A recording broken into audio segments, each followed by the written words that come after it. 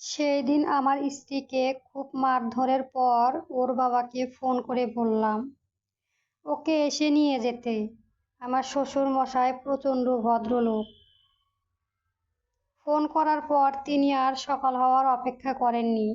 দুহাত ভর্তি বাজার সদাই আমার আর মীরার পছন্দের বিভিন্ন ধরনের খাবার নিয়ে রাতেই হাজির হলেন আমাদের বাসায়।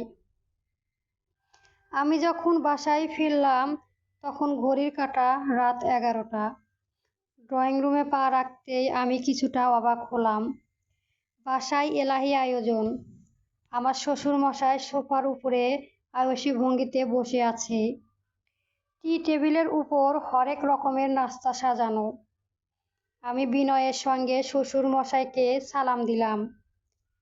তিনি সালামের জবাব দিয়ে ব্যস্ত কণ্ঠে বললেন, বসো বাবা বসো। এখন ফিরলে? তোমার জন্যই তো অপেক্ষা করছিলাম। তোমাকে দেখতে এমন লাগছে কেন? আচ্ছা, এখানে বসার দরকার নেই, তুমি আগে যাও, ফ্রেশ হয়ে আসো। আমি অপেক্ষা করছি। আমি বাধ্য ছেলের মতো সেখান থেকে প্রস্থান করলাম। রুমে ঢোকার সময় দেখলাম মিলা কিচেনে কি যেন করছে। সেখানে না দাঁড়িয়ে রুমে এসে সোজা ওয়াশরুমে ঢুকে লম্বা একটা শাওয়ার নিলাম। বের হয়ে বিছানার ওপর পরিধানের কাপড় রেডি না পেয়ে মেজাজ বিগড়ে গেল। মিলাকে ডাক দিতে যাব, তখনই সন্ধ্যাবেলার কথা মনে পড়ল। আজকে বস অফিসে অনুপস্থিত থাকায় 5টার পরপরই অফিস থেকে বেরিয়ে গিয়েছিলাম। উদ্দেশ্য ছিলাম বাসায় যেয়ে ফ্রেশ হয়ে বন্ধুদের আড্ডায় যাব। বেশ ফুরফুরে মেজাজেই বাসায় ঢুকেছিলাম। দেখলাম মিলা ফ্রিজে পরিষ্কার করছে। পাশেই কিছু বাজার রাখা। বুঝলাম মাসের শেষ, মিলা ফ্রিজের সব নতুন সবজি, সস, মশলা, মাছ, মাংস রাখা সব সময় টুকটাক বাজার মিলাই করে সব সময়। এখানে আমি বড় একটা ছাড় পাই, কারণ এসব বাজারের টাকাও আমাকে দিতে হয় না, মিলাই খরচ করে। মিলাই একটি সমাজ কল্যাণ অফিসে চাকরি করে। 10 to 4টা অফিস, সরকারি চাকরি। 40,000 টাকা বেতন। আমার বেসরকারি প্রতিষ্ঠানের চাকরি। 9 to 6টা বলা থাকলেও কাজ শেষ করে বাসায় ফিরতে রাত 9টা বেজে যায়। তখন বাসায় ফিরে শরীরে আর কোনো এনার্জি থাকে না। মেহমান আসলে বাজারের লিস্ট বড় হলে তখনই শুধু আমি বাজার করি। এই সময় আমাকে বাসায় দেখে মিলা বেশ অবাক হলো। আমার হাত থেকে অফিসের ব্যাগটা নিয়ে দ্রুত পায়ে কিচেনে গিয়ে চায়ের পানি বসালো। আমি ফ্রেশ হয়ে সোফায় বসতে চায়ের কাপ এগিয়ে দিল। বলল, তাড়াতাড়ি আসবে বললে না তো? নাস্তা তৈরি করতে গেলে সময় লাগবে। আচ্ছা, ফ্রিজে চিকেন রোল আছে, ভেজে দেব। দাও। আমার বলতে দেরি হলো, ওর উঠতে দেরি হয়নি। দ্রুত হাতে ফ্রিজ থেকে বক্সটা বের করে নিয়ে কিচেনে গেল। 5 থেকে 7 মিনিটের মাথায় ফ্রিজে করে গরম গরম রোল নিয়ে আসলো, সাথে আরও 1 কাপ চা। এবার আমি ওদিকে তাকিয়ে দেখলাম কখন এসেছে, এখনো ফ্রেশ হয়নি কেন? বাইরে জামা কাপড় ছেড়ে পরে কাজ করা যেত না? কাজের মেয়েটাকে ডেকে নিলেই পারতে। ফেরার পথে গিয়েছিলাম ডাকতে, বলল এখন আর আসবে না, কাল সকালে করে এসে দেবে, তাই নিজেই করে নিচ্ছিলাম। কাজ প্রায় শেষ হয়ে এসেছে, তুমি নাস্তা করতে করতে শেষ হয়ে যাবে বলেই আবার কাজে লেগে পড়ল। রোল খেতে খেতে চা ঠান্ডা হয়ে গিয়েছিল। বললাম, চাটা ঠান্ডা হয়ে গেছে তো? দাঁড়াও, আমার কাজ শেষ, আবার করে দিচ্ছি। গরম করে দাও, তাহলেই হবে, নতুন করে করতে হবে না। আচ্ছা। চাটা গরম করে এনে আমার হাতে দিয়ে সামনের সোফায় বসলো মিলা।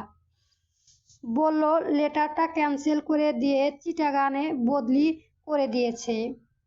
আসার সময় রেজিগনেশন লেটার জমা দিয়ে এসেছি। একটু শান্তিতে বসে চাটা খাচ্ছিলাম। মিলার কথা শুনে মুখ থেকে গরম চা ছিটকে বেরিয়ে আসলো। কি বললে? রেজিগনেশন দিয়ে এসেছিস? এবার আমার মেজাজটা চলে গেল। রেজিগনেশন দিয়ে এসেছিস মানে? তুমি চাকরিটা ছেড়ে দিয়েছো।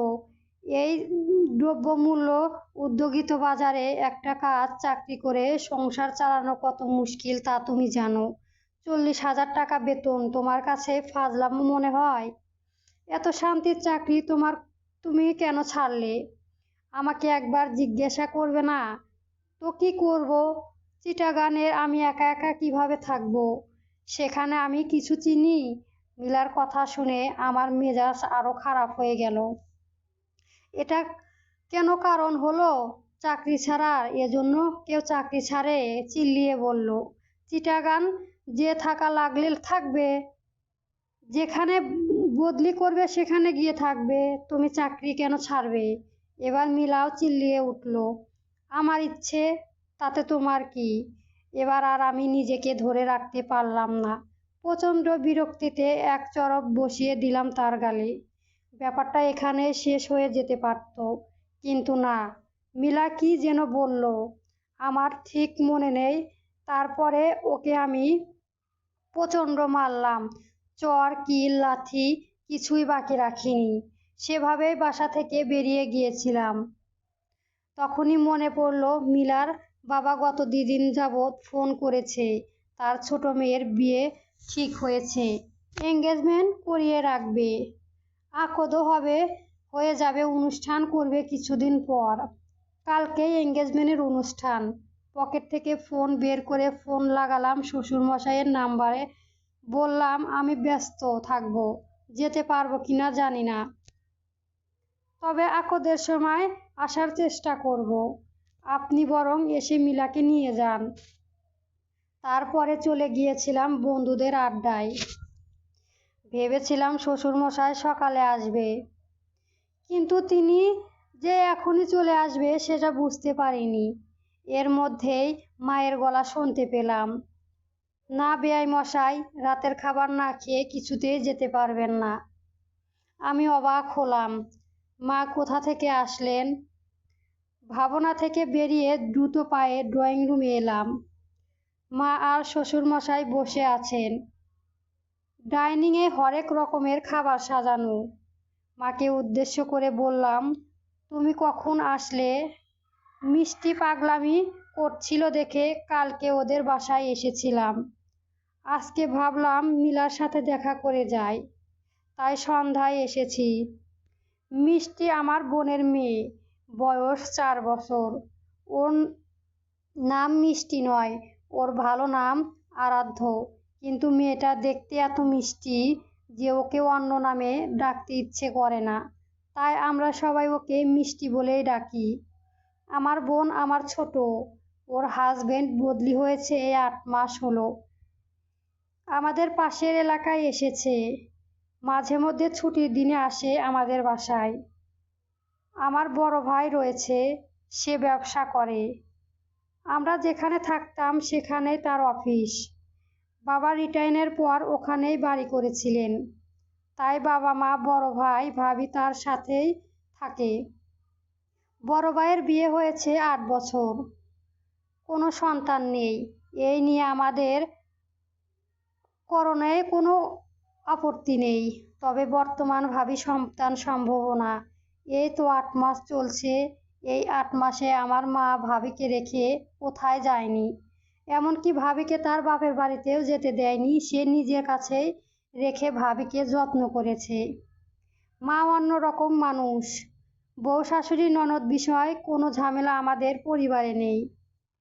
উল্টো মা তার ছেলের চেয়েও বউয়ের বেশি যত্ন করে। হয়তো মিষ্টি বেশি বিরক্ত করছিল, এজন্যই বাধ্য হয়ে আসতে হয়েছে। সবাই মিলে টেবিলে খেতে বসলাম। মিলা সবাইকে বেড়ে দেওয়ার পর ভাতের চামচে হাত দিতেই শ্বশুরমশাই মিলার হাত ধরে ফেললেন। নিজে দাঁড়িয়ে মোরগ পোলাওয়ের বাটি থেকে পোলাটা তুলে দিলেন মিলার প্লেটে। মায়ের চোখে চোখ পড়তেই দেখলাম তিনি গরম চোখে তাকিয়ে আছেন আমার দিকে। মিলা মোরগ পোলাও পছন্দ, শুধু পছন্দ বললেই ভুল হবে, রীতিমতো পাগল। তবে মিলা খেলো না, পাশ থেকে অল্প একটু খেলো। সব খাবার প্লেটেই পড়ে রইল। উঠে চলে গেল রেডি হতে। রাত বাড়ছে, বেরোতে হবে তো। বসে আছি, বিয়ে আসবে সামনেই, হুজুর বর কনে আকত পড়াচ্ছে। নীরাকে দেখে খুশি মনে হচ্ছে। অবশ্য বর পছন্দ হলে সব মেয়ের বিয়েই সময় খুশি থাকে। এসেছে আধা ঘন্টা হয়েছে। মিলাকে একবার দেখেছিলাম, হালকা একটা জামা পরেছে, মুখে কোনো প্রসাধনী দেখায়নি, অল্প কিছু অলংকার পরেছে শুধুমাত্র। কথা হয়নি বলে ভুল হবে, আমি এগিয়ে যাইনি ওর দিকে। গেলে ও নিজে থেকেই কথা বলতো, আমি শিওর। আত্মসম্মান নেই কিনা। ঘন্টা খানেক থেকে খাবার খেয়ে শ্বশুরমশাইয়ের থেকে বিদায় নিয়ে চলে আসলাম বাসায়। আসার পর থেকেই মনটা খসখস করছে, কিছুই ভালো লাগছে না। মিলার মুখটা মনে পড়ছে, কি মলিন লাগছিল দেখে। একটু কথা বললে কি হতো। না, আমি বেশি ভাবছিলাম। ওর একটা শিক্ষা দেওয়া দরকার। যা করেছি ঠিকই করেছি। নিজেকে সান্ত্বনা দিয়ে ঘুরতে গেলাম, কিন্তু ঘুম আসছে না। কিছুক্ষণ এপাশ ওপাশ করে ফোনটা হাতে তুলে নিলাম। দেখলাম বিদেশিকে অনলাইনে দেখা যাচ্ছে। কিছু না ভেবে সাথে সাথেই মেসেজ করলাম। হঠাৎ কলিং বেলের শব্দ, চমকে উঠলাম। রাত 12টা বাজে, এত রাতে কে আসবে। পরবর্তী গল্প পেতে চ্যানেলটা সাবস্ক্রাইব করবেন। ধন্যবাদ। গল্প অনুতপ্ত সূচনা পর্ব।